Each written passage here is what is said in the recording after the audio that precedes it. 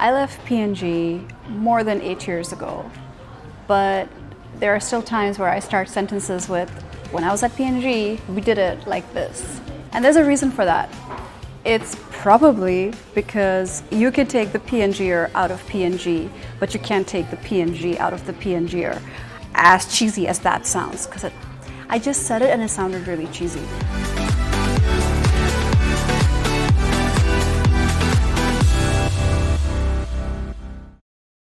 You know what's really funny is that my husband often makes fun of me for this, and he says, like, I drank the Kool-Aid and I was completely inculcated, and there was always, one way of doing things, and then there was the P&G way of doing things. Now, we've been running Zen Zany now for about 3 years.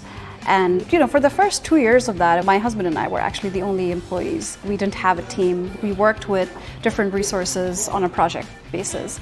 So we didn't really have to worry about things like company culture, things like setting up processes. Over the last year, we've added more people to the team, which means that I've had to answer some questions about what is Zen Zany? What is our culture? How do we do things? What is the Zen Zany way of doing things?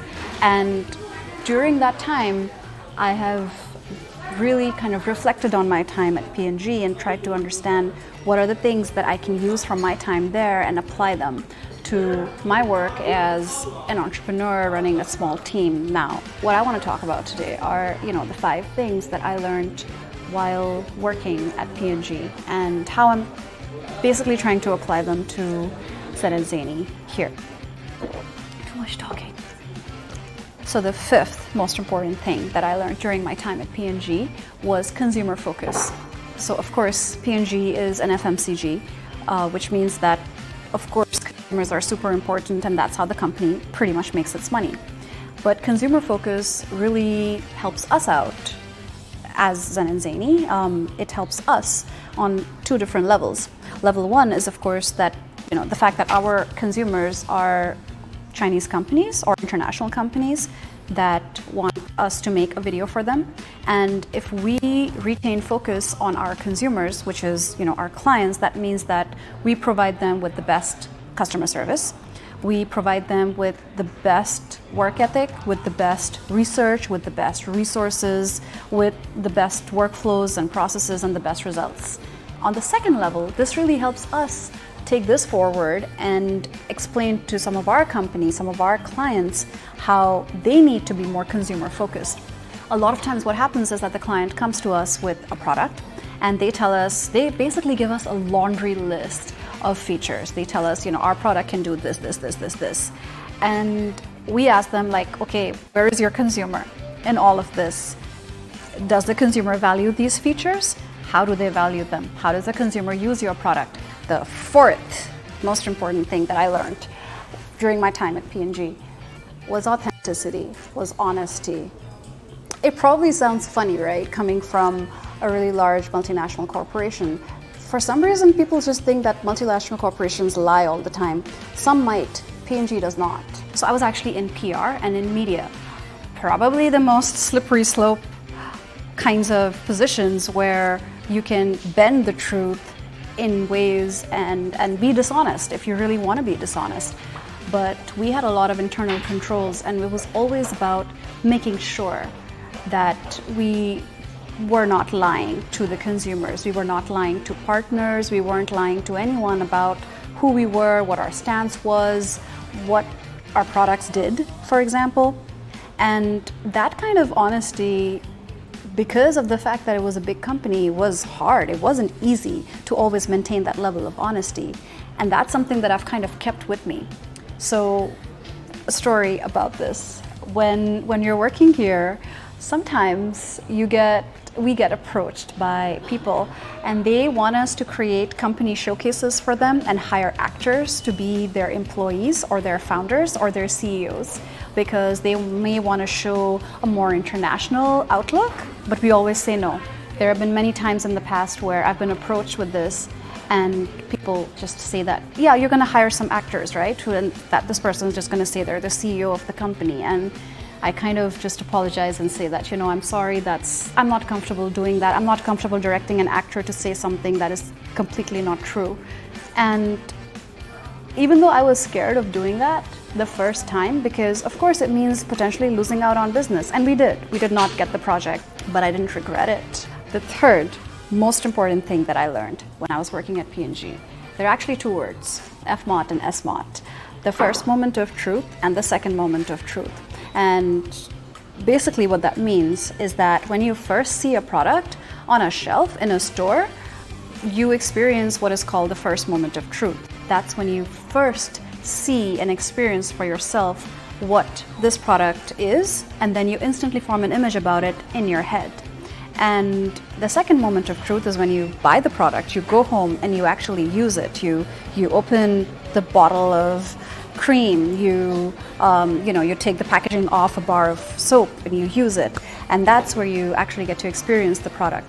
And those two moments of truth became really important for us as a company, because what happens is that what we do is we present ourselves a certain way to clients. We go in with our pitches, with our proposals, we make presentations about this is our team, this is who we are. We show them, excerpts from our videos packaged in a good way to really show off our strengths.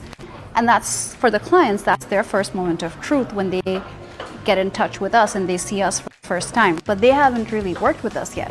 And what we realized is that your second moment of truth is probably as or more important than your first moment of truth, because if you build yourself up to something and you don't deliver, and as soon as people actually work with you, they realize, oh, you're not up here, you're all the way down here, you're not there yet, you're pretending to be or claiming to be someone that you're not. Your reputation goes down, word of mouth in the industry and in the market spreads, and it only means bad things from that point onwards. It probably seems like a given that, of course, a big company is going to have a very specific culture, a specific way of doing things, and a specific way that employees feel about being a part of that company. But only when you start your own team, when you have your own company, that's when you realize how difficult it is to actually get started with creating that work culture. When we first started and we got our first employee, we had no culture. We didn't know what working at Zen Zany meant, what being a part of the Zen Zany team meant. And I remember last year I was working with our designer, Peter, on our corporate profile. And he asked me a bunch of questions. If Zen Zany was a person, what would they wear? If Zen Zany was a person and they entered a room, what would people think about them? And those were great questions. So the number one thing that I learned during my time there was ownership.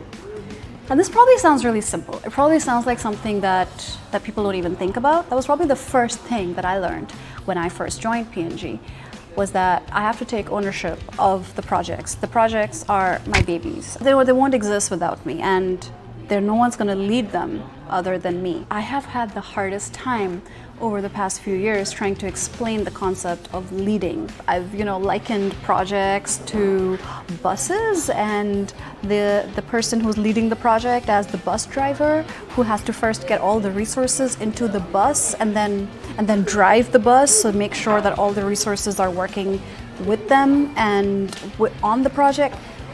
The analogy can only go so far. But what I really wanted to kind of say was that the first thing that I learned was ownership and accountability. So really leading projects that you were responsible for, and then being accountable for them, being accountable for the progress, being accountable for their failure or success, and learning from them and moving on. But being accountable is really key here. Those were the 5 things that I learned during my time at P&G. It took me a long time to learn all those things, but weirdly enough, I've been out of P&G for longer than I was at P&G for, and I still carry those things with me. And I guess that really does mean that you can't take the P&G out of the P&Ger. It's gonna stick with me now.